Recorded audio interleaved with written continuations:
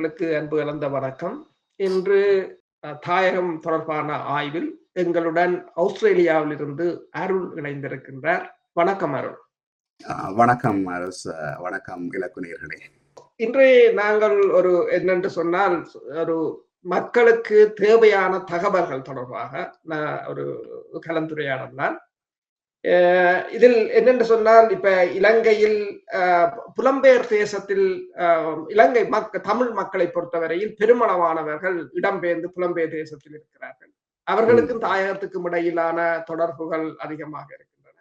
அங்கு பெருமளவானவர்கள் சொத்துக்களை வைத்திருக்கிறார்கள். அதே போல அங்குள்ள மக்களுக்கும் புதிய புதிய வரிகள், புதிய புதிய சட்டங்கள் எல்லாம் இப்போது வர ஆரம்பித்திருக்கின்றன. அதற்கு முக்கிய காரணம் இந்த IMF நிபந்தனைகள் என்றெல்லாம் சொல்லலாம். ஆனால் நான் கணக்க பேசவில்லை, நேரடியாக விடயத்துக்கு வருகிறேன். இந்த டின் என்ற டின் நம்பர் என்பதை இலங்கை அரசு அறிமுகப்படுத்தி இருக்கின்றது. முதலில் எங்களுக்கு விளங்கப்படுத்துங்கள் என்றால், உங்களுக்கு இந்த அக்கவுண்டன்சியில நீங்கள் நிபுணத்துவம் பெற்றவர் என்றபடியால் நீங்கள் மிகப்பெரிய நிறுவனங்களுக்கும் கணக்கியல் துறையில் கன்சல்டனாக வேலை செய்வதால் உங்களுக்கு அதிக அனுபவம் இருக்கும். இதில் அதாவது யார் இதை முதல் டின் நம்பர் என்றால் என்ன, இதை யார் எடுக்க வேண்டும், அதனால் நன்மைகள் தீமைகள், அதை எடுக்காது விட்டால் என்னவாகும், மற்றது இரட்டை குடியுரிமை உள்ளவர்கள் இருக்கிறார்கள், அவர்களுக்கும் இந்த டின் நம்பருக்கும் உள்ள தொடர்புகளை முதலில் கூறினீர்கள் என்று சொன்னால் நாங்கள் தொடர்ந்து கலந்துரையாடலாம். அந்த டின் என்பது டாக்ஸ் பேயர்ஸ் ஐடென்டிஃபிகேஷன் நம்பர் என்பதுடைய சுருக்கம் தான் அந்த டின். அதாவது வரி செலுத்துபவர்களுக்குரிய அடையாள இலக்கம். இப்ப நீங்கள் எங்களோட நாட்டுல முந்தி இருந்தது NIC, நேஷனல் ஐடென்டி கார்டு என்று சொல்லி தேசிய அடையாள அட்டை இலக்கம் ஒன்று. அது எல்லாரும் நான் நினைக்க 1971 ஆண்டுக்கு 72 ஆண்டுக்கு பின்னர் கொண்டு வரப்பட்டு எல்லாரும் கட்டாயம் பெற வேண்டும் என்ற ஒரு சட்டத்துக்குள்ள இருந்தது. அதே போலதான் இப்ப கடந்த வருடமும் அதுக்கு முதல் வருட கடைசியில இந்த டின் நம்பர் என்றை அரசாங்கம் கொண்டு வந்தது. கட்டாயமாக 18 வயதுக்கு மேற்பட்ட இலங்கை பிரஜைகள் அனைவரும் இந்த டின் நம்பருக்குள்ள பதிவு செய்ய வேண்டும். அதாவது இந்த வரி செலுத்துகிறார்களோ இல்லையோ 18 வயசுக்கு மேற்பட்ட அனைவரும் டின் நம்பருக்குள்ள வரணும். அப்படி என்றால் அதுக்குள்ள யார் வருவினம்னு சொன்னா எல்லாருமே வருவினம். அதே மாதிரி 18 வயசு தாண்டினவை. அதே நேரத்துல இப்ப இந்த டின் நம்பருடைய என்னத்துக்காக இந்த டின் நம்பரை அரசாங்கம் இப்ப அறிமுகப்படுதுன்னா, சில தேவைகளுக்கு டின் நம்பர் இருந்தால் மட்டும்தான், இல்ல டின் நம்பர் கொடுக்கப்பட்டால் மட்டும்தான் அவற்றை நிறைவு செய்யலாம். உதாரணத்துக்கு ஒரு வங்கியில போய் நீங்கள் ஒரு கணக்கு திறக்கிறதா இருந்தால் ஒரு டின் நம்பர் உங்களுடைய என்னென்று கேட்பார்கள், அந்த டின் நம்பர் கொடுக்கப்படும். ஒரு காணியோ வீடோ வாங்குறது அல்லது விற்கிறதாக இருந்தாலும் நீங்கள் டின் நம்பர் என்றதுக்குள்ளாலதான் அந்த காணி விற்கிறது வாங்குறன்றத அவர்கள் பெறுவார். அதே போல ஒரு வாகனத்தை விற்க போறீங்களா இல்ல வாகனத்தை வாங்க போறீங்களா, அந்த வாகனம் விற்கிறது வாங்குறது அத்தனையிலையும் உங்களோட டின் நம்பர் வரும். அப்ப இந்த டின் நம்பர்ன்றதை கிட்டத்தட்ட எப்படி அரசாங்கம் கொண்டு வர வலிக்கிறதுண்டா, எப்படி ஒரு ஆளை அடையாளப்படுத்துறதுக்கு அடையாள நேஷனல் ஐடென்டி கார்டோ அதே போல டாக்ஸ் பே பண்ணுற ஆக்களை கட்ட வேண்டிய ஆக்களை அடையாளப்படுத்தி அந்த குறிப்பா என்னன்னா இலங்கையில டாக்ஸை ஏய்ப்பு செய்துன்ற வெரிவேஷன், அதாவது வரியை ஏய்ப்பு செய்கிறார்கள்லாம் எனவே இந்த முறையான கணக்குகள் வழக்குகள் ஒன்று முதலும் காட்டுறது இல்லை, வங்கிகள் இருக்கிற கணக்குகள் தெரியாது என்பதனால அரசாங்கத்துக்கு இதுல நிறைய வருமான இழப்பு ஏற்படுது. அதனால நான் நினைக்கிறேன் இந்த அண்மையில இலங்கை அரசாங்கத்தின் இந்த கொள்கைகளை வகுக்கிறது இந்த IMF என்கின்ற இன்டர்நேஷனல் மானிட்டரி ஃபண்ட் சில ஆலோசனைகளை வழங்கி இருக்குது. அதுல ஒண்ணுதான் இந்த டாக்ஸ் வரி விடுபட்டதே கிட்டத்தட்ட பாதைக்கிட்டே நீங்கள் கலெக்ட் பண்றதுக்காக. அப்ப இதன் மூலம் அரசாங்கத்துக்கு உண்மையா நிறைய வருமானம் வரப்போகுது. அதுதான் முக்கியமான அரசாங்கத்துக்கு என்ன. தனிப்பட்ட ஆக்கள் கண்டு பாத்தீங்கன்னா எல்லாரும் நாங்கள் உள்ள தொகை இனி வரி ஏய்ப்பு செய்கிறது கடினம், உள்ள தொகையை கட்ட வேண்டும் என்றதுதான் அதுல முக்கியமான விடயம். ஆகவே இதை நீங்கள் கடந்த மே மாதம் 31ஆம் தேதி நினைக்கிறோம், அதற்கு முன்னர் எல்லாரும் கட்டாயம் பதிவு செய்ய வேண்டும் என்றும் கூறியிருந்தார்கள். அந்த டின் அதுக்கு எந்த வயது எல்லை இருக்கிற, இந்த வயதுல இருப்பவர்கள் தான் எடுக்க வேண்டும். 18 வயதுக்கு மேற்பட்டவர்கள் என்றுதான் குறிப்பிட்டிருக்கிறார்கள். நான் நினைக்கிறேன் இலங்கையினுடைய சட்டத்தை நான் ஆராயவில்லை. இலங்கையில வேலை செய்வதற்கான வயதெல்லை 18 என்று இருப்பதனால் தானே வரியை பற்றி சிந்திக்கிறார்கள் நினைக்கிறேன். 18 வயதுக்கு மேற்பட்டவர்கள் எல்லோரும் பதிவு செய்ய வேண்டும். அப்ப இப்ப நீங்கள் கேட்டீர்கள் இரட்டை குடிமை உரிமை, வெளிநாட்டில் வாழ்வோர் என்பவர்கள் இல்லை, அந்த கேட்டகரிக்குள்ள வாரன். எங்கள் நாட்டுல இலங்கையில் இருக்கிறார்கள் எல்லாரும் அதை அந்த பக்கத்துல உள்ள வருமான வரி திணைக்களத்துல உள்ள பிரிவுகளை யாழ்ப்பாணத்துல உள்ள அரசாங்க செயலகத்துல உள்ள அந்த பிரிவுகளை பதிவு செய்யலாம். அல்ல கொழும்புல தலைமையகம் இருக்கிறது, அங்க போய் பதிவு செய்யலாம். இதை விட irg.gov.lk என்கின்ற ஒரு இணையதளம் இருக்கிறது. அதுதான் வருமான வரி திணைக்களத்தினுடைய இணையதளம். அங்கே போயும் அதனை பதிவு செய்து கொள்ள முடியும். அவர் பதிவு செய்கிற பொழுது இப்ப இதுல யார் யார் கேள்விக்குரியவராகிறார்கள் என்றால், இப்ப வெளிநாட்டுல இருந்து கொண்டு வேலை செய்கிறார்கள், வேலைக்காக இப்ப சவுதி அரேபியாவுக்கு போயிருப்பினோம், வேறு நாடுகளுக்கு போயிருக்கிறோம், அவைகள் எல்லாரும் இன்னும் அந்த இலங்கையர்கள்லாம் அவர்கள் வேலை செய்கின்ற விசாவுடன் வெளிநாடுகளிலே வேலை செய்கிறார்கள். அவர்களும் கட்டாயமாக இந்த டின் நம்பரை பதிவு செய்ய வேண்டும். அடுத்தது யார் என்று சொல்லி சொன்னால், இந்த இரட்ட குடியுரிமையுடைய ஆக்கள். அதாவது இரட்ட குடியுரிமை என்று சொல்லி சொன்னால் என்னென்றா, இலங்கையில இருந்து போய் நீங்கள் இன்னொரு நாட்டின் குடியுரிமை எடுத்தீங்களா இருந்தா ஆட்டோமேட்டிக்காயே தானாகவே உங்களுடைய இலங்கை குடியுரிமை இல்லாமல் போய்விடுவீர்கள். உங்களை நீங்கள் பிறந்த நாட்டின் குடியுரிமை இல்லாமல் இன்னொரு நாட்டின் குடியுரிமை உள்ளவர்கள் திரும்ப இப்பொழுது நாங்கள் பின்ன எப்படி எடுக்கிறன்றது கீழே பார்ப்போம். நீங்கள் இப்பொழுது இலங்கையில போய் இரட்டை குடியுரிமையை எல்லாரும் எடுக்கலாம். வெளிநாட்டுக்காரர்களாக குடியுரிமை பெற்றவர்கள், இரட்டை குடியுரிமை இருக்கிறது வகைகள் இருக்கின்றன, அதன்படி பெற்றவர்கள். அவர்களுக்கு இந்த டின் நம்பர் எடுக்கணும்ன்றது கட்டாயம் இல்லை. ஆனால் எப்ப எடுக்க வேண்டும் என்றால், அவைக்கு இலங்கையில வங்கி கணக்குகள் இருந்து ஏதாவது 5 ரூபாவோ 10 ரூபாவோ 20 ஏதோ ஒரு வருமானம், வட்டி வருமானமோ அல்லது வாடகை வருமானமோ அல்ல வேறு ஏதும் வியாபாரத்தின் வருமானங்களோ பங்கு லாபங்களோ ஏதாவது வருமானம் வருதாக இருந்தால் அவர்களும் பதிவு செய்ய வேண்டும். அப்ப இப்ப எல்லாரும் பதிவு செய்ய வேணும் என்று சொல்லி சொன்னா எல்லாரும் வரி கட்ட வேணுமான்ற கேள்வி வரும். யார் யார் வரி கட்டணும், யார் யார் வரி கட்ட தேவையில்லை என்ற அந்த வினாவை பார்த்தீங்களா இருந்தா, இலங்கையில இன்றைய தேதியில உள்ள நிலைமையின்படி ஒரு மாதத்துக்கு 1.5 லட்சம் ரூபாவுக்கு மேல, ஒரு வருடத்துக்கு 18 லட்சம் ரூபாவுக்கு மேல வருமானம் உழைக்கிறவர்கள் மட்டும்தான் வரி செலுத்த வேணும். இது தனிநபர்களுடைய வருமான வரி. இப்ப இதுல இப்ப டின் நம்பர் முதலாவது கேள்வி என்னன்னு சொன்னால், டின் நம்பர் வங்கி கணக்குடன் இணைக்கப்பட்டிருக்குமான்றது ஒரு கேள்வி இருக்கிறது.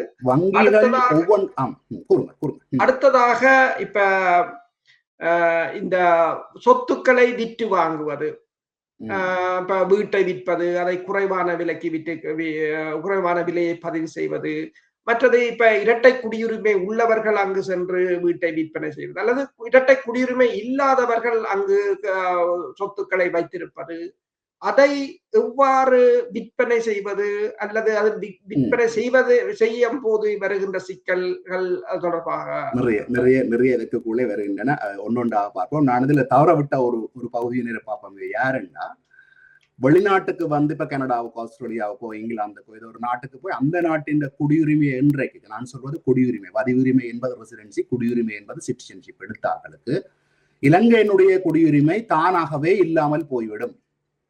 அதான் நீங்கள் இலங்கைக்கு போகும் பொழுதும் கூட இலங்கையில விசா எடுத்துத்தான் கன பேர் வெளிநாட்டு பாஸ்போர்ட்ல இலங்கை செல்கிறார்கள். உண்மையில அவர்கள் வெளிநாட்டுக்காரர்கள். ஆனால் இலங்கை அவர்களை எப்படி கணித்து வைத்திருக்கிறது என்றால், இலங்கையில் பிறந்தவர்கள் வெளிநாட்டுக்கு சென்று குடியுரிமை பெற்றாலும் வதியாதோர் என்ற ஒரு நான் ரெசிடென்சி ஆட்களாக அவர்களை பார்க்கிறார்கள். அவர்களுக்கு இலங்கையில சொத்து இருந்தாலும் அதை விட்டு பிடிக்கிறார்கள். அவர்கள் வெளிநாட்டவர்கள் என்று இல்லை, இந்த பிறந்தபடியால் இருக்கிறார்கள். அவர்களும் நான் முதல் குறிப்பிட்ட இரட்டை குடியுரிமை உரியவர்கள் போலத்தான் இலங்கையிலே உங்களுக்கு ஏதாவது வருமானம் வருகின்ற சொத்துக்கள் இருந்தாலோ அல்லது அதாவது வாகனமோ சொத்துக்களோ ஏதாவது இருந்தாலோ அல்லது வங்கிகளில் கணக்கு இருந்தாலோ வருமானம் இருந்தாலும் அநேகமா எல்லாருக்கும் வங்கியில் ஒரு கணக்காவது இருக்கும். 1000 ரூபாய் இருந்தாலும் 2 ரூபா 3 ரூபா வட்டியாவது வரும். அநேகமா எல்லாரும் இந்த டின் நம்பரை எடுக்க வேணும். அந்த டின் நம்பரை எடுக்கிறதுக்கு என்ன செய்யணும், வெளிநாட்டுல உள்ள வேண்டாம், அந்த நான் சொன்ன முதலையே irg.gov.lk போகின்ற பொழுது பல கேள்விகளை கேட்டுக்கொண்டு போவோம். அதிலே முதல்ல கேட்கிறது உங்களுடைய அடையாள அட்டை இலக்கம். அந்த அடையாள அட்டை இலக்கத்தை வச்சுக்கொண்டு சில நேரத்துல என்ன சொல்லுதுன்னா, உங்களோட டின் நம்பர் ஏற்கனவே பதிவு செய்யப்பட்டாச்சு ஒரு தகவல் வரும் உங்களுக்கு. அப்ப நீங்க முதல் கேட்டீங்களே வங்கியோட எப்படி இணைக்கப்பட்டிருக்கின்ற கேள்வி கேட்டீங்கள். வங்கிகள்ல உங்களுக்கு ஏற்கனவே கணக்கு இருந்து வங்கிகள் வட்டி செலுத்துகின்ற பொழுது அந்த வட்டியோடன் சேர்த்து டின் நம்பர் ஒன்றை கொடுக்க ஒண்ணு. அப்ப நீங்களே முதல்ல டின் நம்பர் ஒன்றை பதிவு செய்யாமல் விட்டிருந்தால் அரசாங்கமும் தானாகவே உங்கள் பெயரிலே உங்கள் அடையாள அட்டையை வைத்துக் கொண்டு ஒரு டின் நம்பரை பதிவு செய்து விட்டது. இதுல இன்னொரு விதம் முக்கியமாக இருக்கிறது என்னவென்றால், இதுல குறிப்பிட்டாக வேண்டும், இலங்கையிலே இருக்கின்ற வங்கிகளிலே நீங்கள் பணத்தை போட்டு வைத்திருந்தீர்களாக இருந்தால் அதில் வருகின்ற வட்டிக்கு உங்களை கேளாமலேயே நீங்கள் வரி கட்டுபவரா இல்லையா என்ற கேள்வி இல்லாமலே 10% பிடித்து வைத்து விட்டு மிகுதி வட்டியைத்தான் கொடுப்பார்கள். அது 90% மாணாக்களுக்கு இப்படி நடக்குது என்பது தெரியாது. உண்மையில நான் முதல் கூறினேன், ஒரு மாசம் 1.5 லட்சம் ரூபாய் வருமானத்துக்கு மேல வர்றதான் வரி கட்டணுமே தவிர மற்றவை வரி கட்ட தேவையில்லை. அப்ப இவ்வளவு நாளும் இருந்த நடைமுறை என்னன்னா, வங்கிக்கு நாங்கள் ஒவ்வொரு வருடம் ஒரு ஃபார்ம் ஃபில் பண்ணி கொடுக்க வேணும், அந்த பத்திரத்தை நிரப்பி கொடுக்க வேணும். நான் இந்த வருடம் வரி கட்ட தேவையற்றவர் டிக்ளரேஷனை போட்டு கொடுத்தால்தான் வங்கி உங்களோட வட்டியை பிடிக்காமல் வச்சிருக்கேன், இல்லையோ உங்களோட வட்டியை பிடிச்சு கவர்மெண்ட் கொடுத்துரும். அப்ப முதல் சொல்பவர்கள் இலங்கையில் கொண்டு போய் பணத்தை போட்டால் அதிக வட்டி 8%, 10%, 12% வட்டி எல்லாம் வருகிறது என்றெல்லாம் சொல்லி, இதை பற்றி ஒரு நாளைக்கு இந்த முதலீடு பற்றி ஒரு தனி நிகழ்வு செய்வோம். அதை பற்றி நிறைய கலைக்க வேண்டி இருக்கிறது. இலங்கை முதலீடு சாத்தியமா, அந்த நீர் கூடுற வட்டி வீதம் சாத்தியமா, பணவீக்கத்துக்கும் வட்டி வீதத்துக்கும் என்ன நாணய பாட்டு தெளிவாக பார்ப்போம். இப்ப நான் வங்கியை முடித்து விட்டு வருகிறேன். வங்கியிலே நீங்கள் எல்லாரும் உங்களுக்கு தற்செயல வருமானம் வருவர்களாக இருந்தால் வங்கி கண்டு போக தேவையில்லை. வெளிநாட்டில் இருந்து கொண்டே நீங்கள் கணக்கு வைத்திருக்கின்ற வங்கியினுடைய இணைய பகுதிக்கு சென்றீர்களாக இருந்தால் இந்த ஃபார்ம், அதாவது வருமான வரி திணைக்களத்தினுடைய ஃபார்ம் தானது, அங்கே நீங்கள் பதிவிறக்கம் செய்து அதனை நீங்கள் நிரப்பியதன் பின்னர் வங்கியே உங்களுக்கு தொடர்பு கொள்வதற்கான ஒரு இமெயில் இலக்கத்தை அங்கே கொடுத்திருக்கும். அங்கே அனுப்பிவிட்டீர்களாக இருந்தால் உங்களுக்கு 10% வரி அங்கே அரசாங்கத்தினால் பிடிக்கப்படுவது இலகுவாக்கப்படும்.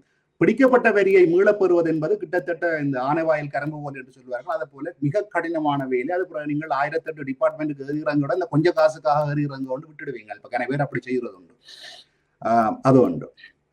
மற்றது அந்த வரி வீதத்தை பற்றி நான் சொல்லிக்க இன்னொன்றையும் நான் சொல்லி ஆகணும். என்னன்னா, நான் தனிப்பட்ட கண்ட வரி வீதத்தை பற்றி குறிப்பிட்டிருந்தேன். நான் இப்ப அதாவது தனி ஆட்கள் என்று பார்க்கல ஒரு ஆளுக்கு ஒரு மாசத்துக்கு 1.5 லட்சம் ரூபாவுக்கு மேல வந்தால் அந்த வருமானத்துக்கு வரி கட்ட வேணும். மற்ற என்ன வரி வகை இருக்குன்னு சொல்லி சொன்னா, இப்ப அதாவது மூலதன ஆதாய வரி என்று சொல்லுவாங்க, கேபிட்டல் கெயின் டேக்ஸ் என்றது. இப்ப நீங்கள் ஒரு வீட்டை விற்கிறீங்களாக இருந்தால் அந்த வீடு விற்கிறதில் வருகின்ற லாபத்துக்கு நீங்கள் 15% இந்த கேபிட்டல் கெயின் டேக்ஸ், கடைசியாக நான் வாசித்ததன்படி 15% மூலதன கேபிட்டல் கெயின் டேக்ஸ் கட்ட வேணும். அப்ப அந்த 15% கேபிட்டல் கெயின் டேக்ஸ் கட்டுறதுக்கு எப்படி இப்ப பாக்குறாங்கன்னு சொன்னா, மிக அண்மையில கொண்டு வரப்பட்ட ஒரு சட்ட மாற்றம் என்னன்னா, அந்த வீடு உங்களுக்கு சொந்தமானத 3 வருஷத்துக்கு இருந்துட்டுதா இருந்தால் நீங்கள் கேபிட்டல் கெயின் டேக்ஸ் கட்ட தேவையில்லை. இப்ப யாரும் இந்த வீட்டை இலங்கையில வாங்கி போட்டு கொஞ்ச நாள்ல விற்கிறவை இல்லை கட்டி போட்டு விற்கிறவைக்கு இந்த வரி செல்லுபடியாகும், அதாவது இருக்கும். அதை விட இன்னும் ஒன்றைய அறிவிகள், இப்ப கொழும்புல ஒரு பிளாட் வாங்குறதா இருந்தா அவங்களோட விலையோட நீங்கள் 18% ஜிஎஸ்டி என்று இருக்கின்றதை மனதில் வைக்கணும். இப்ப அதாவது கட்டாயம் நீங்கள் வாங்குற விலையை விட 18% ஜிஎஸ்டியும் இருக்கும். ஆனா அந்த விற்கிறவை உங்களுக்கு ஜிஎஸ்டி இருக்குன்னு சொல்ல மாட்டேன், விலையை கூட்டி வைக்கல. அங்கே எங்கடையாங்களுக்கு பிறகு ஒவ்வொன்றுக்கு மேல வரி என்று சேர்க்க கூடண்டு வாப்பினும் விற்கிற விலைக்குள்ள அதுவும் சேர்ந்துருக்கு. இப்போ ஆஸ்திரேலியா உள்ள நாடுகள்ல சட்டம் இருக்கு, எந்த பொருளுக்கும் நீங்கள் வரிகிரி எல்லாம் சேர்த்த விலை தான் சொல்லணும். ஆனா இலங்கையில ஒரு டிக்கெட், ஒரு விமான டிக்கெட் எடுக்க போறீங்கடா, என்ன சொல்லுவீங்கடா, 1 லட்சம் ரூபாய் டிக்கெட் அப்புறம் எங்களுக்கு 1,25,000 ரூபாய் காசு கட்ட சொல்லலாம். இது எங்கட கட்டணம் 1 லட்சம் ரூபாய். விமானம் அந்த வரி இந்த வரியா போட்டெக்ஸ் கணக்க வரிகள் இருக்கணும் எல்லாம் சேர்த்து பார்த்தா 1,25,000. இலங்கையில அந்த கட்டம் இல்லை, அதனால அது முக்கியமாக இருக்கிறது. மற்றது இந்த பங்கு சந்தையில இருக்கின்ற பங்குகளை வித்து வருமானம், அது இலங்கை பங்கு சந்தையில முறையாக பதிவு செய்யப்பட்ட பங்குகளுக்கு வித்து வாங்குறதுக்கான லாபத்துக்கு வரி இல்லை. மற்றது பங்கு சந்தையில பதிவு செய்யப்படாத நிறுவனங்கள் இந்த பங்குகளை வித்து வர லாபமா இருந்தால் அதற்கான வரி 15% கட்ட வேண்டும் என்று இருக்கிறது. சற்று முன் இன்னொரு கேள்வி கேட்டீங்கள் அல்லவா, இந்த வீடு வாங்குகின்ற பொழுது இந்த வரிக்காகவே சிலர் விலைகளை கூட்டி குறைத்து வைப்பார்கள். மிக மிக முக்கியமான விடயம், நான் எல்லாவற்றையும் மிக தெளிவாக கூறுகிறேன். அதாவது நீங்கள் இப்ப ஒரு வீட்டை வாங்குபவராக விற்கிறவராக இருந்தாலும் வாங்குபவராக இருந்தால் நீங்கள் வாங்குகின்ற உங்கள் விலையின் மீது குறைந்தபட்சம் ஒரு தொகை இருக்கிறதா, இல்லை என்றால் நீங்கள் வாங்குபவருக்கு 3% அரசாங்கத்துக்கு முத்திரை வரியும், அன்பளிப்பாக பெறுகிறீர்களா இருந்தால் 2% முத்திரை வரியும் கட்டாயம் செலுத்தியே ஆக வேண்டும். பொதுவாக மட்டத்துல என்ன பேசுவார்கள் என்றால், ஒரு விலையை பேசி போட்டு குறைக்கிறது உங்களுக்கு கொஞ்சம் டேக்ஸ் குறைய வரும் என்றது. அவருக்கு என்ன, அவருக்கு அந்த கட்ட வேண்டிய ஸ்டாம்ப் டியூட்டில 3% இப்ப இவ்வளவுதான் குறையுதோ அதுக்கு ஏற்ற அளவுக்கு அவற்றை குறைக்கிறதுக்காக அது கேட்பீங்க. அப்படி நடக்கிறது உண்டு உலமையில. ஆனால் இதை விற்கிறவருக்கும் அதுல ஒரு நன்மை இருக்கு என்னன்னா, அவருக்கும் விலையை குறைச்சு காட்டினால் அவர் தான் கேபிட்டல் கெயின் என்று சொன்னாங்க முதல்ல, அந்த கேபிட்டல் கெயின் கட்ட வேண்டியவராக இருந்தால் அவரும் கேபிட்டல் கெயின்ல இருந்து தப்பிச்சு கொள்ளலாம். அப்ப இது யாருக்கும் தெரியாத ரகசியமா 2 பேரும் உடன்பட்ட சொல்லி விட்டாலும், ஆனால் அதற்கு இப்ப வருமான வரி திணைக்களம் என்னத்தை போட்டு வைத்திருக்கிறார்கள்டா, ஒவ்வொரு பிரதேசத்திலும் ஒவ்வொரு பிரதேச சேலங்களிலும் அந்தந்த ஊர்ல காணிகள் வீடுகள் என்ன விலை போகின்றன என்ற ஒரு மதிப்பீடு அங்கே இருக்கு. இப்ப யாழ்ப்பாண கச்சேரியில இந்த வருமான வரி திணைக்களத்திலே ஒவ்வொரு பிரதேச ரீதியான இடங்களில் எல்லாம் கணக்கு பார்த்து இந்த இடத்துல காணி என்ன விலை போகுதுன்றது என்றால் இருக்கு. இப்ப நீங்கள் காணி ஒன்றை விற்கிறீங்கள், இன்னொரு ஆள் நான் வாங்கிட்டேன்னு வச்சுக்கொள்ளுங்க, 2 பேரும் முடிச்சுட்டு வந்துட்டோம். ஆனா பிறகு வீட்டுக்கு கடிதம் வரும், நீங்கள் 2 கோடி ரூபாய் பெறுமதியான காணியை 1 கோடி ரூபாய் போட்டுத்தான் எழுதியிருக்கிறீர்கள். இந்த இடத்துல 2 அவங்க குறைஞ்ச மதிப்பு தான் போடுவாங்க. 2.5 கோடி 2 போடுவாங்க. நீங்கள் 2 கோடி ரூபாய் பெறுமதி பதிலாக 1 கோடிக்கு தான் முத்திரை வரி கட்டியிருக்கிறீர்கள். அவை மிகுதிக்கான முத்திரை வரியை கட்டுங்கோ, அதுக்கான தண்ட பணம் பெனாலிட்டி சேர்த்து கட்டுங்கோன்னு சொல்லி அதுல வரும். அப்ப ஆகவே இனிமேல் நாங்கள் என்ன செய்யலாம்டா, நாங்கள் விற்று முடிஞ்சாலும் விற்ற ஒவ்வொரு வீடும் அங்க வருமான வரி திணைக்களத்துக்கு அட்ரஸோட போகிறதுனால அவர்கள் பிடித்துக் கொள்கிறார்கள். அதனால அதை கவனமா இருக்கணும். இன்னும் ஒரு பிரச்சனையும் இருக்கிறதையும் யோசிக்கணும். நாங்கள் என்னண்டா, இப்ப வாங்குறவர் குறைஞ்ச விலை போட்டு வாங்குறாருன்னு வச்சுக்கொள்ளுங்க. நான் இப்ப வாங்குறேன் 5 வருஷத்தால விற்கக்குள்ள கேபிட்டல் கெயின் டேக்ஸ் நான் கணிக்கிறதா இருந்து வச்சுக்கொள்ளுங்க. நான் 2 வருஷத்தால 3 வருஷத்துக்கு பிறகு ஆனா அந்த 3 வருஷத்துக்கு பிறகு விற்கிறதுன்றது எப்ப பொருந்துமெண்டா 2 வருஷம் குறைஞ்ச அந்த வீட்டுல நீங்கள் இருந்திருக்கணும். அதை நிரூபிக்கணும். உங்களோட பேர்ல டாக்ஸ் வந்திருக்கணும், இல்ல சோலை வரி வந்திருக்கணும், மின்சார கட்டணம் வந்திருக்கணும். அப்படி இல்லை என்றால் நீங்கள் அந்த 3 வருஷம் உங்களுக்கு செல்லுபடி ஆகாது. அப்ப இப்ப நீங்கள் 2 கோடி ரூபாய் பெறுமதியான ஒன்றை 1 கோடி ரூபாய்க்கு வித்துக்கிறது கணக்கு காட்டிட்டீங்க. இப்ப இதன்படி நீங்கள் ஒரு நேரத்துல விற்கக்குள்ள என்ன நடக்கும், நீங்கள் வாங்கின விலை குறைஞ்ச விலையும் வித்த விலை கூட உங்களுக்கு லாபம் கூட வந்து காட்டி நீங்கள் கேபிட்டல் கெயின் டேக்ஸை கூட்ட வட்டியில்லை. உங்களை மற்றவருக்கு ஒரு ஸ்டாம்ப் டியூட்டி என்ற 3 வீதத்தை குறைக்கிறதுக்காக விலையை குறைச்சி வாங்கி போட்டு கேபிட்டல் கெயின் டேக்ஸ்ல நீங்கள் 15 வீதம் என்ற அதுக்கெல்லாம் கூடுதலாக போறீங்க. அப்ப அதுவும் பாதிக்கப்படுவினம். அதுவும் இதுல முக்கியமாக கவனிக்கணும். ஆகவே இனிமேல் ஊர்ல வீடு விற்கிறவ வாங்குறவ சரியான விலையை கிட்டத்தட்ட அந்த அதாவது ஓரளவுக்கு இந்த மார்க்கெட்ல என்ன போகுதோ அதுல குறைஞ்ச விலை ஒன்றையாவது போட்டு உடன்பட்டு விற்காவிட்டால் 2 பேரும் எதிர்காலத்திலே பாதிக்கப்படுவீர்கள் என்பதையும் இதுல கூறி வைக்க விரும்புகிறேன். இன்னொன்று சொன்னால், இந்த இலங்கையில் பிறந்தவர் வெளிநாட்டு குடியுரிமையை பெற்ற பிற்பாடு அவர் 2 சிச்சுவேஷன். ஒன்று, அவர் இந்த குடியுரிமையை பெற்ற பிற்பாடு வாங்குறாக்களும் இருக்கிறாங்க. அங்க போய் எங்க ஐடென்டி கார்டை கொடுத்து பாஸ்போர்ட்டை கொடுக்காமல் ஐடென்டி கார்டை வைத்து ரெஜிஸ்ட்ரேஷன் செய்வதும் இருக்கிறது. 2வது, அங்க இருக்கின்ற பூர்வீக சொத்து அவர்களுக்கு அங்க இருந்து கைமாற்றப்படலாம், அல்லது அதுக்கு முதலே வாங்கி இருக்கலாம். அதுக்கு பிறகு இங்க அநேகமானவர்களுக்கு வீட்டுல ஏதோ ஒரு சொத்து ஏதோ ஒன்று காணி துண்டாவது இருக்கும். அப்ப அவர்களுக்கு அதை 2 விடயங்கள். ஒன்று, அதை மெயின்டைன் பண்ணுவதற்கு சில சமயங்கள் சில பேர் பவர் ஆஃப் அட்டர்னியை கொடுத்திருப்பார்கள். 2வது, அதை விற்கும் போதும் சில பேர் என்ன செய்கிறார்கள் என்று சொன்னால், யாரோ ஒருவருக்கு பவர் ஆஃப் அட்டர்னியை கொடுத்து விற்கிறவர்கள் இருக்கிறார்கள். அல்லது நேரடியாக விற்கலாமா, அல்லது பவர் ஆஃப் அட்டர்னியை கொடுத்து விற்கிறதால இதுல ஏதாவது டாக்ஸ்ல பிரச்சனைகள் இருக்கா, அல்லது டாக்ஸ் கூட வருமா குறைய வருமா என்றது. அதுக்கு முதல்ல இதுக்குள்ள இன்னொன்று சொல்லப்படாத இன்னொரு விடயத்தை சொல்லணும். என்னன்னா, இப்ப இங்க இப்ப ஒரு தரம் வெளிநாட்டுல இருக்கக்குள்ள நீங்கள் வெளிநாட்டுல உள்ள உங்க வருமானத்தை வருடம் டாக்ஸ் ரிட்டர்ன் சொல்லி வரியை உங்களோட எவ்வளவு செலுத்துறோம் நீங்கள் ஒரு உங்களால முடிஞ்சா நீங்கள் செய்வீங்க, இல்லைன்னா ஒரு கணக்காளர்கிட்ட கொண்டே உங்களோட வரி டாக்ஸ் ரிட்டர்ன் செய்கிறீங்க. அப்ப உங்களுக்கு நீங்கள் எப்பவாவது வெளிநாட்டுல நாங்கள் யாருமே எங்களுக்கு ஊர்ல ஒரு சொத்து இருக்குது, அதுல வாடகைக்கு விட்டு வருமானம் வருது, இல்ல பேங்க்ல காசு இருக்குது, அதுல கொஞ்சம் வட்டி வருதுன்ற இதையுமே நாங்கள் வெளிப்படுத்தினதும் இல்லை, வெளிப்படுத்துறதும் இல்லை. அதான் வளமை. அவங்களுக்கு எங்க தெரிய போகுதுன்னு இப்போதைய சூழ்நிலையில இன்னும் அந்த நாடுகளுக்கு இடையிலே தகவல் பரிமாற்றம் வரையில. ஆனா இப்ப உங்களோட லண்டனுக்கும் ஆஸ்திரேலியாவுக்குமா இருந்தா, நான் லண்டன்ல வீடு வாங்கினா இங்க ஆஸ்திரேலியாவுக்கு தெரியும் நான் வீடு வாங்கியிருக்கிறேன். நீங்கள் இங்க ஒரு பங்கு வாங்கினீங்கன்னா ஆஸ்திரேலியா லண்டனுக்கு இங்கிலாந்துக்கு தெரியும் நீங்கள் அந்த ஒப்பந்தம் வந்திருக்கிறது. இப்போதே உள்ள தகவல் தொழில்நுட்ப வேகத்துல இனிமே எல்லா நாட்டோடு இப்படி இணைக்கிற அளவுக்கு வந்து விடுவார்கள். அந்த வகையில அந்த இப்ப சொத்துக்கள் இருக்கிறன்றது நீங்கள் வழிகாட்டு இல்லை. அப்ப இப்ப நீங்கள் 3 விற்க போறீங்கள் என்று சொல்லி போட்டு விற்று வருகின்ற வைத்துக்கொண்டால் அந்த வருமானத்தை எப்படி இங்க எடுப்பீர்கள் என்ற பிரச்சனை இருக்கிறது. நீங்கள் இந்த காசை கொண்டு வரும் பொழுது இந்த காசு உங்களுக்கு எங்கே இருந்து வந்தண்டுகள் பூர்வீக சொத்து என்று சொல்லி இருந்தது என்றால், நீங்கள் வருமானம் உழைக்காமல் இருந்தது, சும்மாகத்தான் இருந்தது, நான் யாருக்கும் வாடகை கூட இல்லை, இல்ல சும்மா இருக்கும் விட்டிருந்தேன், நண்பளிப்பாக விட்டிருந்தேன் என்று சொன்னால் தப்பிக்கொள்ளலாம். இல்ல தச்சல மாதிரி நான் அந்த வீட்டை வாடகைக்கு விட்டிருந்தேன், அல்லது நான் வங்கியில் பணத்தை வைத்திருந்த இப்ப கொண்டு வருகின்றேன் என்று சொல்லி சொன்னால், அந்த வருமானத்துக்கும் சேர்த்து இப்ப உங்களோட நாட்டுல நீங்கள் வரியை சேர்த்து கட்டணும். பின்னுக்கு கட்டப்படாத வயது சேரும், அதுக்கு எது பெனால்ட்டி இருந்தா சேர்த்து கட்ட வேண்டி வரும் என்பதையும் நாங்கள் கவனமா இருக்கோம். அப்ப இப்ப வீடு விற்கிறதா இருந்தால் நீங்கள் வீடு வித்து போட்டு காசை நேற்றினால்தான் கதைச்ச விடையில கொஞ்சம் தற்செயலா வந்தபடியே இதை நோக்கி வர வேண்டி வந்தது. இப்ப நீங்கள் காசு விற்கிறீங்க 2 கோடி ரூபாவோ 3 கோடி ரூபாய்க்கு ஒரு வீட்டை விற்கிறீங்களா இருந்தா அந்த காசை நீங்கள் இப்ப வெளிநாட்டுக்கு கொண்டு வர முயற்சிக்கிறீங்க. அதுலயும் பெரிய சிக்கல் ஒன்று இருக்கு. என்னன்னா, வீட்டை வித்துட்டீங்க, எல்லாம் முடிஞ்சது, வங்கியில காசு வந்துட்டு டின் நம்பருக்குள்ளாலும் எல்லாம் போட்டாச்சுது. இலங்கையில இருந்து இப்ப குறிப்பிட்ட அளவுக்கு மேல வணிக வங்கிகள் நிறைய டொலர்ஸை வெளியில விட கட்டுப்பாடு விதிக்கணும். அதுக்கு பெரிய கொமிஷன் வேற இருக்கு. அதோட கட்டுப்பாடு என்னன்னா, இலங்கையின் பெரிய பிரச்சனையே இந்த கோத்தபாய அரசாங்கத்தின் வந்ததை டாலர் வெளிநாட்டு கையிருப்பு பிரச்சனை. அதுக்கு பிறகு நிறைய வாகன இறக்குமதி நின்றது. வெளிநாடுகளுக்கு ஸ்டூடெண்ட்ஸ் படிக்கிறாக்களுக்கு காசு அனுப்ப முடியாமல் இருந்தவையாக்கள் டொலர்ஸை பேங்கள்ல வாங்கிடாது. இப்படி வாங்குறது முதலாவது கடினம், ஒரு அளவுக்கு மேல தர மாட்டாங்க. மற்றது அவ்வாறு செய்ய டொலர்ஸ் வாங்குறதுக்கு கொமிஷன் இருக்குது. இலங்கை வங்கியில 1% ஏதோ சம்திங் ஒரு பெரிய கொமிஷன் ஒன்று இருக்கிறது. அதோட வங்கிக்குள்ளால காசு அனுப்பினீங்கன்னா அவர்களுடைய ரேட் இந்த எக்ஸ்சேஞ்ச் ரேட் சரியான குறைவா இருக்கு. இதனாலதான் எல்லாரும் என்ன செய்யணும், இந்த உண்டியல் முறையைத்தான் நான் நேற்று குறிப்பிட வழிகிட்டேன். அந்த உண்டியல் முறைன்றது உண்மையாக மிக கவனமாக இருக்கணும். இப்ப இலங்கையும் அந்த உண்டியல் முறையை இறுக்கமாகி கொண்டு வருகிறது. அதுக்காக இந்த டின் நம்பரை கொண்டு வருகிறார்கள். இப்ப நீங்கள் இந்த வீடு வித்த உடனே இந்த காசு பேங்க்ல போனதும் அந்த டின் நம்பருக்குள்ளால எல்லாம் போயிருப்பாரு. இந்த வித்ததுக்கு டின் நம்பர் கொடுத்திருக்கணும், வங்கியில உண்டே காசு போட்டா டின் நம்பர் கொடுத்திருக்கணும். இந்த வங்கியில காசு வைக்காம எடுத்திருந்தா இந்த காசு எங்கேன்னு நீங்க பதில் சொல்லணும். அல்ல இப்ப ஒருவர் தெரியும். இப்ப இன்னொன்று பாருங்க, லாங் டேர்ம்ல என்ன வர போகுதுண்டா, இப்ப ஒரு ஆள் இன்றைக்கு 5 கோடி ரூபாய்க்கு இலங்கையில வீடு வாங்கிட்டார், வெளிநாட்டு ஆளுடைய வீட்டை வாங்கிட்டார். இப்ப இந்த வருமான வரி திணைக்களம் தேடும், இவர்களால் ஒரு வருமான வரியும் கட்ட இல்லை, இவர் வரும் 22 வயசு பையன் தான், இவருக்கு 5 கோடி ரூபாய் அங்கே இருந்து வந்தது இவருக்கு.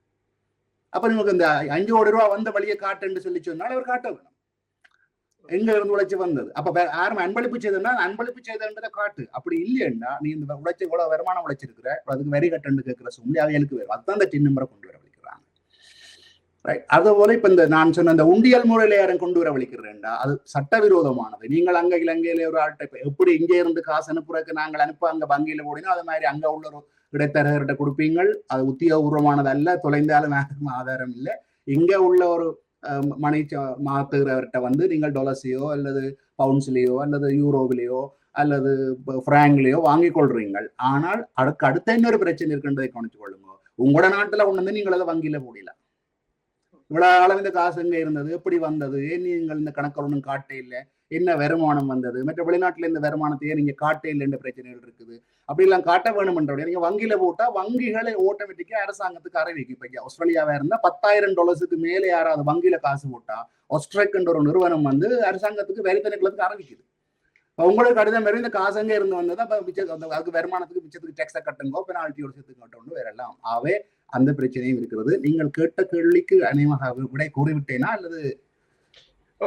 என்னென்று சொன்னால் இந்த பவர் ஆஃப் அட்டர்னி தொடர்பான பவர் ஆஃப் அட்டர்னிக்கு வருவதற்கு முன்னால நான் இந்த அடையாள அட்டை இலக்கத்தை பற்றி கொஞ்சம் குறிப்பிடணும். என்றால் அந்த அடையாள அட்டை இலக்கம் இப்ப முக்கியமாக என்னத்துக்காக அந்த அடையாள அட்டை டின்னோட கனெக்ட் பண்ணி நான் சொல்றேன்னா, இந்த பவர் ஆஃப் அட்டர்னி எல்லாத்துக்கும் சேர்க்கிறதுக்கும் எல்லாத்துக்கும் சேர்ந்து வரும். இந்த அடையாள அட்டை இலக்கத்தை இப்ப இலங்கையில எவ்வளவு தூரம் ஒரு மத்திய தகவல் இதாக சேர்த்து வச்சிருக்கணும் என்றத ஒரு சின்ன தகவலா சொன்னா இருந்தா அப்புறம் இந்த பவர் ஆஃப் அட்டர்னியோ அல்லது வேறு விடயங்களுக்கு போறதுக்கு கொஞ்சம் இலகுவா இருக்கும்.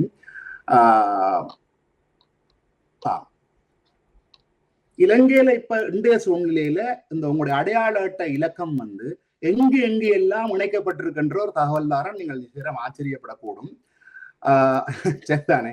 நீங்கள் திறந்த வங்கி கணக்குகள் அத்தனையிலையும் உங்களுடைய அடையாள அட்டை இலக்கம் இருக்குமாங்க. அப்ப நீங்கள் இப்ப வங்கி திறக்கிற காலத்திலேயே உங்களோட அடையாள அட்டையை வச்சுதான் திறந்திருப்பாங்க. இப்ப அதெல்லாம் இலத்திரனியல் ரீதியா அரசாங்கத்து வரைக்கும் தெரிகிற அளவுக்கு இருக்குது.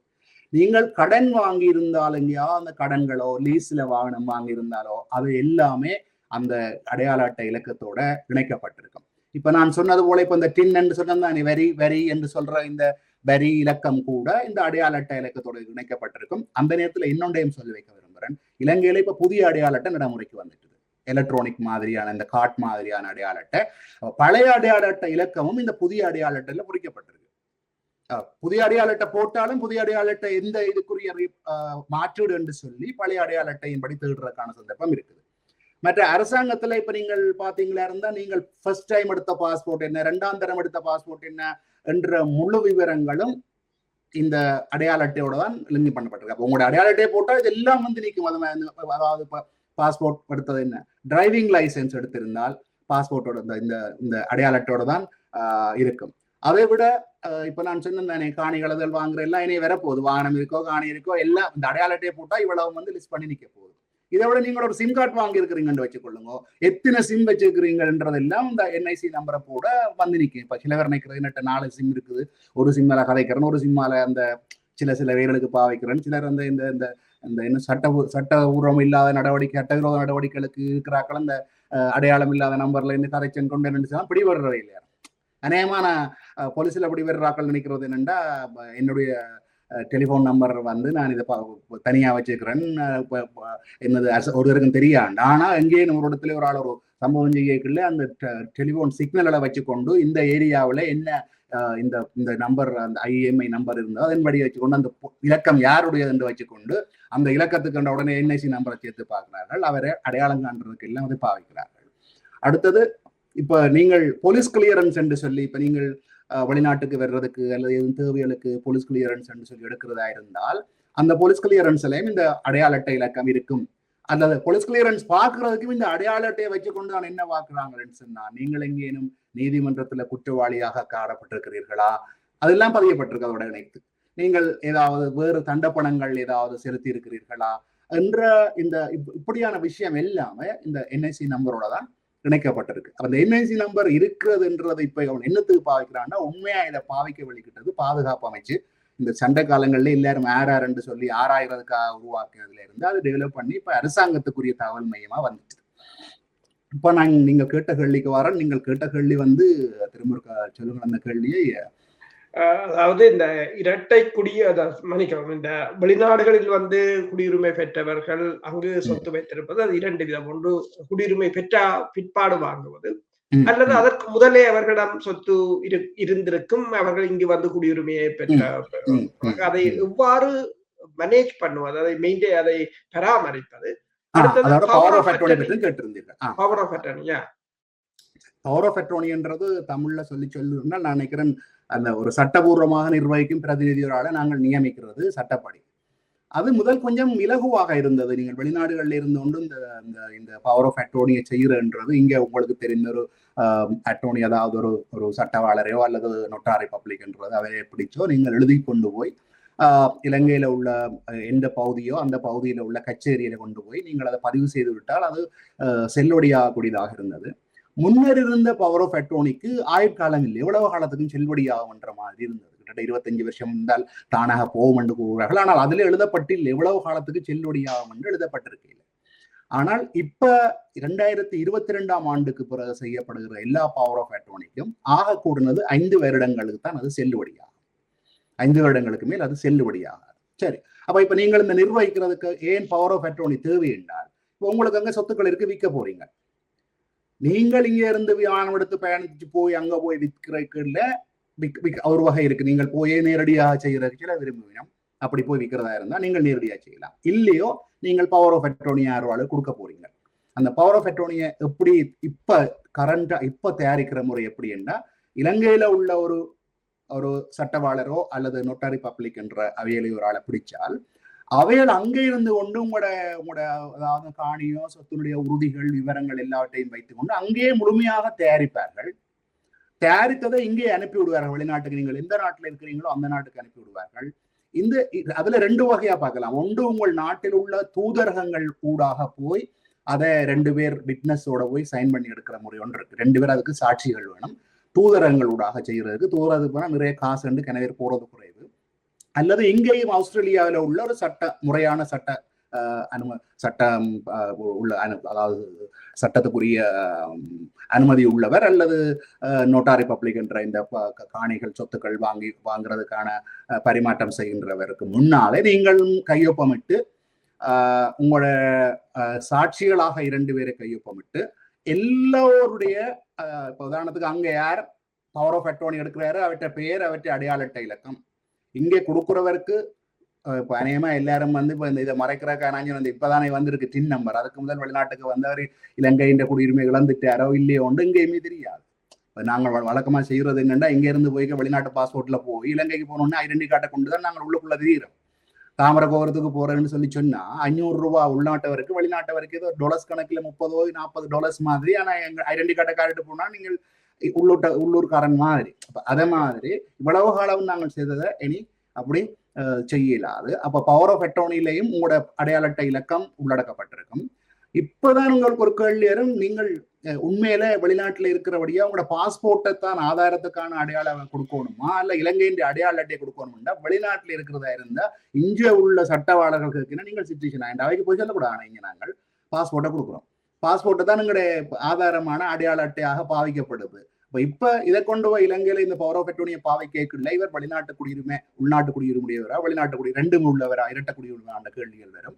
ஆகவே அதற்காகத்தான் எல்லாரும் இப்ப என்ன செய்கிறார்கள் என்று சொல்லி சொன்னா, அந்த பவர் ஆஃப் அட்டோர்னியை முடித்து விட்டு வருகிறேன். பவர் ஆஃப் அட்டோர்னி தயாரிக்கும் முறை இதுதான். இது சம்பந்தமாக வேறு ஏதாவது பவர் ஆஃப் அட்டோர்னியில அந்த அப்படி நீங்கள் பவர் ஆஃப் அட்டோர்னி கொடுத்தால் அவருக்கு அந்த சொத்தை விற்கிறதுக்கு, அந்த சொத்தை வச்சு பராமரிக்கிறதுக்கு, அது சம்பந்தமான வரி செலுத்துறதுக்கு, அது சம்பந்தமான எந்த விடயங்களுக்கும் அவரே நேரடியாக சென்று உங்களோட பிரதிநிதியாக நடந்து கொள்ள முடியும். பவர் ஆஃப் அட்டர்னி கொடுத்து சொத்து விற்கிறது அதுதான் ஒரே ஒரு வழி இங்க இருக்கிறவர்கள் அங்கு சொத்து விற்பதற்கு, அல்லது நேரடியாக, அதாவது ஒன்றில் நான் முதல் கூறிய போல நேரடியாக இந்த நாட்டிலிருந்து அந்த நாட்டுக்கு ஆள் நேரடியாக உரியவர் அடையாளத்துடன் செல்ல வேண்டும். இப்ப நீங்கள் யாழ்ப்பாணத்துக்கு போறீர்களா இருந்தால் கச்சேரிக்கு போய் பாருங்கள், பாதி ஆட்களுக்கு மேல் வெளிநாட்டுக்காரர்கள் வந்து சொத்து விற்கிறதுக்காக வந்து நிற்கிறார்கள். கிட்டத்தட்ட அதுக்காக அந்த அவர்களுக்கு விடயம் தெரியாது, ஏமாற்றக்கண்ணொரு அந்த தரகர்கள் கூட தெரியும். பின்னால அவர்களுக்கு பழைய உறுதி தேடி எடுக்க தெரியாது. அதுக்கு தேடி அந்த பழைய காலத்து உறுதிகள், தோம்புகள், இப்ப எல்லாம் தோம்புன்னு சொல்லி, அதாவது தோம்புக்கு சரியான என்ன சொல்ல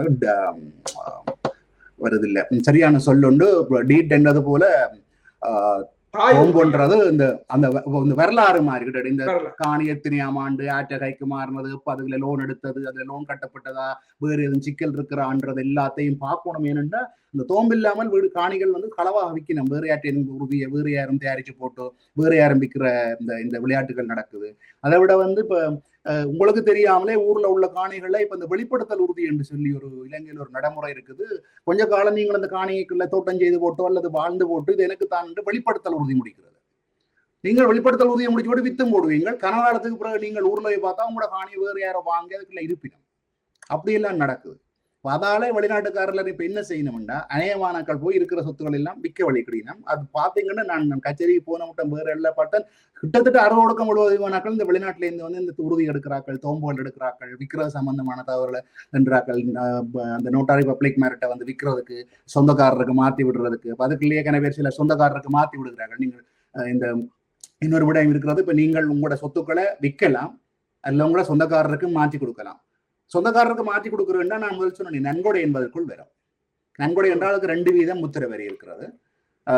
அந்த 2% முத்திரை வரியுடன் அன்றைய பெறுமதி, நான் பெறுமதி குறைத்து போடக்கூடாதுன்னு கூறியிருந்தேன், 2% முத்திரை வரியுடன் அவர்களுக்கு மாற்றி விடலாம்.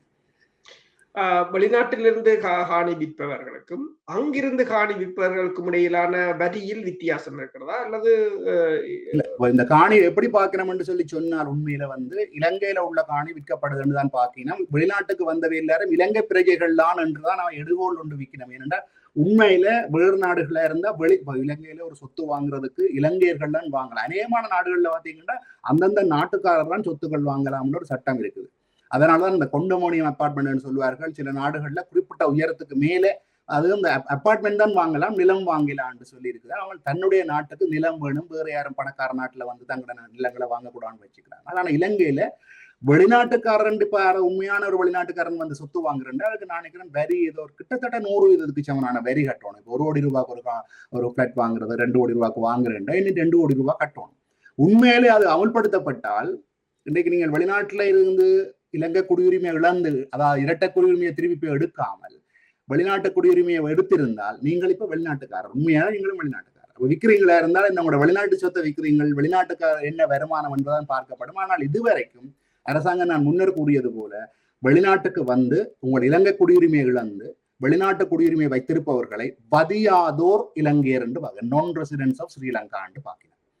ஆகவே உங்களை இந்த நாட்டுக்காரரான்னு பார்க்கிறோம். உங்களுக்கும் சாதாரண மக்கள் விற்கிறதுக்கும் ஒரே வகையான வரி முறைமை இருந்தாலும் சரி, படிமுறைகளோ என்ன நிபந்தனைகளோ எல்லாம் ஒரே மாதிரியே தான் இருக்கிறது. ஓகே, இன்னொரு கேள்வி என்னென்று சொன்னால், இரட்டை குடியுரிமை பெற்ற அது தொடர்பாக நாங்கள் பேசிவிட்டோம். இரட்ட குடியுரிமை தேவைண்டா ஒரு கொஞ்சம் கேட்டகரி எப்படி செய்யலாம்ன்றது கொஞ்சம் நேரம் இருந்தால் நாங்கள் பார்ப்போம். இன்னொரு 5 நிமிடத்துக்குள் அதை பார்த்து விடலாம் அப்படி என்றால், அல்லது இன்னொரு நிகழ்விலும் கூட பார்க்கலாம். நான் சுருக்கமாக சொல்லிவிடுகிறேன், அநேகமானவர்களுக்கு அது பிரயோசனமாக இருக்கும். இந்த இரட்டை குடியுரிமை என்பது யாருக்கு பொருந்தும் என்று சொல்லி சொன்னால், வெளிநாட்டுல வந்து வெளிநாட்டு குடியுரிமையை மாறினவைக்குத்தான். வெளிநாட்டு குடியுரிமை மாறாமல் இருக்கிறவே இரட்டை குடியுரிமை பற்றி சிந்திக்க வேண்டிய அவசியம் இல்லை. அந்த இரட்டை குடியுரிமையை பெறுறதுக்கு கனவேர் இப்படி இந்த காணிகள், சொத்துக்கள் ஊர்ல இருக்குது, வாகனங்கள் இருக்குது, வயங்குல காசு இருக்குது, இதுகளால நாளைக்கு சிக்கல் வருமோ என்பதற்காகவும், இந்த கொடுக்கல் வாங்கல்கள் இப்போ ஈடுபடுறதுக்கும், நான் இந்த நாட்டுக்காரன் தான் என்றதை உறுதிப்படுத்துறதுக்கும் அநேகமானாக்கள் இந்த இரட்டை குடியுரிமை எடுக்கணும். மற்றது சிலருக்கு உணர்வுபூர்வமாக இருக்கேன், என்னுடைய நாட்டுக்கு போறதுக்கு நான் விசா எடுத்து போறதான்ற ஒரு உணர்வு இருக்கும். நான் இலங்கையில் பிறந்தான், இலங்கைக்கு போறதுக்கு விசா எடுக்கிறதான்ற வேலை எனக்கு இருந்தது. அதே போல உள்ளவர்கள் இப்ப இரட்டை குடியுரிமைக்கு இருக்கிறார்கள். இரட்டை குடியுரிமைகள் யார் யாரெல்லாம் எடுக்கலாம் என்பது ஒரு சுருக்கமாக சொல்றேன். அந்த முதலாவது, அதாவது இந்த இரட்டை குடியுரிமை எடுக்கிறவர்களுக்குரிய கேட்டகரி சொல்றது ரிசம்ஷன் கேட்டகரி. அதாவது ஏற்கனவே வெளிநாட்டுக்கு வந்ததால இலங்கை குடியுரிமையை இழந்தவர்கள் மீளப்பெறுகிறார்கள். அந்த அடிப்படையில யார் யாரெல்லாம் இரட்டை குடியுரிமைக்கு தகமை உடையவர்கள் என்று சொல்லி சொன்னால், முதலாவது வந்து 55 வயதுக்கு மேற்பட்ட யாரும் வேற எந்த கேள்வியும் இல்லாமல் இரட்டை குடியுரிமைக்கு நீங்க விண்ணப்பிக்கலாம், 55 வயது மேலாக இருந்திருந்தால். இரண்டாவது வந்து நீங்கள் இலங்கையில படிச்சோ அல்லது அதாவது குறிப்பாக வெளிநாடுகளில் எங்கேயாவது உங்களுக்கு டிப்ளோமாவான ஒரு வருட தகமையோ அல்லது டிகிரி சம்பந்தமான நீங்கள் ஒரு படிச்சவர், நாட்டுக்கு வந்தா பிரயோசனமானவர் என்றதை காட்டிக்கொண்டு நீங்கள் அந்த நாட்டுக்கு போகலாம். அப்ப ஏதாவது கல்வித்தகமை இருக்கணும். 55 வயது. இரண்டாவது கல்வித்தகமை. மூன்றாவது இலங்கையில இப்ப நீங்கள் கேட்க வந்த கேள்விதான், இலங்கையில சொத்துக்கள் எதுவும் இருக்குது, நாங்கள் வெளிநாட்டுக்கு வந்தாலும் இலங்கை குடியுரிமை இழந்துட்டோம், 25 லட்சம் ரூபாவோ அதற்கு மேலேயோ எனக்கு இலங்கையில் 25 லட்சம் 2.5 மில்லியன் ரூபாய் சொத்துக்கள் எதுவும் இருந்தால் அது அந்த காரணம் காட்டி போகலாம். இதற்கு அடுத்தபடியாக சிலரை பொறுத்த வரைக்கும் என்ன, 55 வயசோ அந்த மேல உள்ள எதுக்கும் வரையில் என்றால் $25,000 அமெரிக்க டாலர்கள்ல $25,000 ஒன்றில் வங்கியில் வைப்பிட்டாலோ அல்லது அந்த வங்கியினுடைய பிணை முறைகள், கவர்மெண்ட் செக்யூரிட்டிஸ் என்று சொல்வார்கள், பிணை முறைகள், அந்த ஆவணங்கள்ல முதலீட்டுகளா இருந்தால் நீங்கள் முதலீட்டுக்காரர் என்ற பெயர்ல இரட்டை குடியுரிமைக்கு விண்ணப்பிக்கலாம். அதுக்கு சுருக்கமாக முடிச்சு இரட்டை குடியுரிமை முடிப்பதற்கு நீங்கள் செய்ய வேண்டியது, இரட்டை குடியுரிமைக்கு டுவல் சிட்டிசன் என்று சொல்லி இலங்கையின் ஆட்பதிவு திணைக்களமும் இந்த பாஸ்போர்ட் ஆபீஸும் ஒரே இடத்துல இருக்கு. அந்த பாஸ்போர்ட் ஆபீஸில் உள்ள 4வது மாடியில் தான் இருக்கிறது. நீங்களே நிறைய இந்த இடைத்தரகர்கள், வெளிநாட்டில் உள்ள தூதரகங்கள் உட்பட இடைத்தரகர்கள் நிறைய பணத்தை வாங்கி இந்த இரட்டை குடியுரிமைக்காரரையே மாற்றிக் கொண்டிருக்கிறார்கள். அதாவது அவருக்கு எப்படி செய்யறேன்னு தெரியாண்டதுக்கா அங்க வேலை செய்கிற ஆக்களை கனவேர் வேணுமென்று அதுல நடுவாள பேப்பரை எடுக்கிறது அல்லது அதை சொல்லி இந்த ஆவணம் மிஸ் பண்ணுது, இந்த ஆவணம் மிஸ் பண்ணுதுன்னு சொல்லி எல்லாம் நிறைய காசு வாங்கினோம். ஒருத்தரும் ஒன்றும் செய்ய தேவையில்லை. ஒன்றில் நீங்கள் இந்த அப்ளிகேஷன் ஃபார்ம்களை ஆன்லைன்ல டவுன்லோட் பண்ணி ஃபில் பண்ணி கொண்டு நேரடியாக இந்த 4ஆம் மாடி, அதாவது இந்த பாஸ்போர்ட் ஆஃபீஸ் உள்ள 4வது மாடிக்கு சேர்ந்தீங்களா, அதான் இந்த டுவல் சிட்டிசன் ஆஃபீஸ், நேரே நீங்கள் கொண்டு போறீங்களா இருந்தா உங்களோட அப்ளிகேஷனை பார்த்து உங்களுக்கு முன்னாலே எல்லா ஆவணங்களும் சரி பார்த்து விட்டு உங்களுக்கு ஒரு இலக்கம் தருவார்கள்.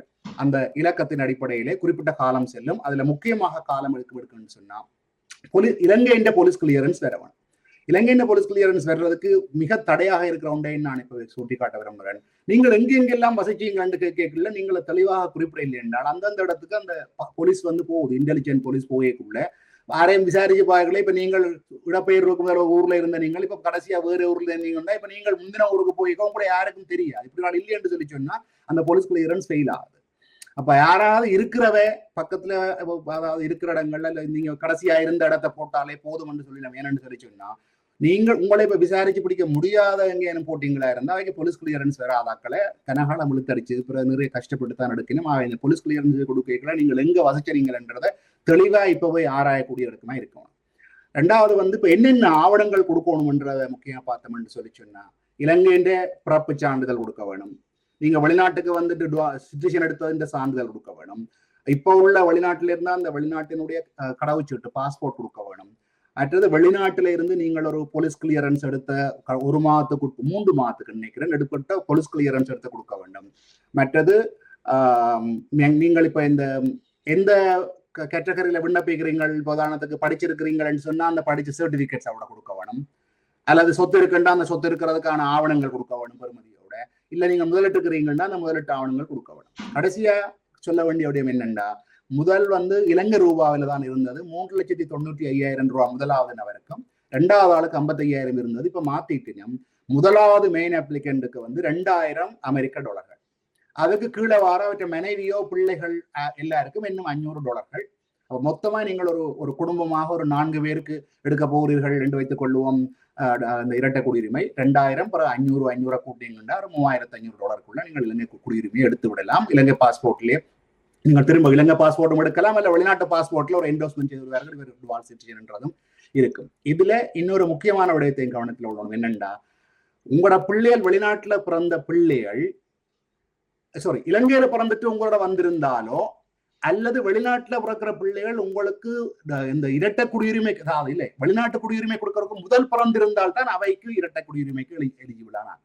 அதாவது உங்களோட குழந்தை பிறக்கைக்குள்ள நீங்கள் எந்த நாட்டு குடியுரிமை இருக்கிறீங்களோ அந்த நாட்டுக்குரிய பிள்ளைன்னு தான் பார்க்கணுமே தவிர உங்களோட பெற்றார் அந்த நாட்டுக்காரர் என்ற அடிப்படையில இலங்கை இப்ப இரட்டை குடியுரிமை கொடுக்கல. இப்ப உதாரணத்துக்கு வச்சுக்கொண்டா ஒரு வெளிநாட்டுக்கு வந்தவருக்கு ஒரு குழந்தை பிறந்திருந்தால் அவர் அந்த குடியுரிமை சிட்டிசன்ஷிப் எடுக்க இல்லைன்னா அது இலங்கை இரட்டை குடியுரிமைக்கு அந்த பிள்ளை பதிவு செய்யலாம். ஆனால் வெளிநாட்டுக்கு வந்து நீங்கள் சிட்டிசன்ஷிப் எடுத்ததுக்கு பிறகு இரட்டை குடியுரிமை எடுத்ததுக்கு பிறகு அந்த பிள்ளை பிறந்திருந்தால் அந்த பிள்ளைக்கு நீங்கள் இரட்டை குடியுரிமை எடுக்க முடியாது என்பது இதோடதான் நான் நினைக்கிறேன். இந்த இரட்டை குடியுரிமை சம்பந்தமானது வேற ஏதாவதுக்குள்ள நீங்கள் நான் இதை விடுபட்டிருந்தாலும் இதன் கேள்விகள் இது தொடர்பாக நாங்கள் நிறைய பேசலாம். இன்னும் நிறைய கேள்விகள் இருக்கின்றன. இதுல நேர்களும் வந்து உங்களுக்கு இதில் நாங்கள் எங்களால் இந்த டைமுக்குள்ள கதைக்கக்கூடியதை பேசி இருக்கின்றோம். ஆனால் பலருக்கும் பல கேள்விகள் இருக்கும், பல விளக்கங்கள் தேவையாக இருந்தால் நீங்கள் கமெண்ட் செக்ஷனில் போட்டீர்கள் என்று சொன்னால் நாங்கள் அந்த கேள்விகளுக்கு இன்னொரு நாள் இன்னொரு ப்ரோக்ராமை நாங்கள் என்றால் இப்போது ஏற்கனவே 41 நிமிடங்கள் ஆகிவிட்டன. இன்னொரு நாளைக்கு நீங்கள் கூறிய அந்த முதலீடு இலங்கையில் செய்வது என்பது சம்பந்தமா ஒரு நாளைக்கு நேரம் கிடைக்கும் போது தனியான நிகழ்வாக செய்வோம். அது என்ன, எப்படி செய்யலாம், என்ன அதில் உள்ள சாதக பாதகங்களை பற்றி கொஞ்சம் பார்க்கலாம். நாங்கள் இன்று கலந்து கொண்டு உண்மையில் இது ஒரு சிறப்பான நிகழ்வு. என்னென்று சொன்னால் பல விடயங்கள் எங்களுக்கே தெரியாத பல விடயங்களுக்கான நிறைய விடைகள் கிடைத்திருக்கின்றன, இன்னும் நிறைய இருக்கின்றன. நாங்கள் இன்னொரு காணொளியில் அதனை தொடர்ந்து கலந்துரையாடுவோம். அதுவரை இது கலந்து சிறப்பித்தமைக்கு நன்றியை கூறி விடைபெறுகிறேன். இந்த சந்தர்ப்பத்துக்கும் நன்றி. உங்களுக்கு வேறு ஏதாவது இப்ப நாங்கள் இது சம்பந்தமான இப்படான நிகழ்வுகள் செய்வது பிடிக்கிறதா இருந்தாலும் நீங்கள் கமெண்ட் செக்ஷனிலே வந்து கூறுங்கள். ஏதாவது இங்கே குறிப்பிட்டவற்றில் ஏதாவது சந்தேகங்கள் இருந்தால் கூட அவற்றை கேளுங்கள். நாங்கள் அடுத்தடுத்த நிகழ்வுகளில் அதனை செய்து கொள்ளலாம். அதுவரை உங்களிடமிருந்து விடைபெறுகின்றோம். நன்றி, வணக்கம். நன்றி, வணக்கம்.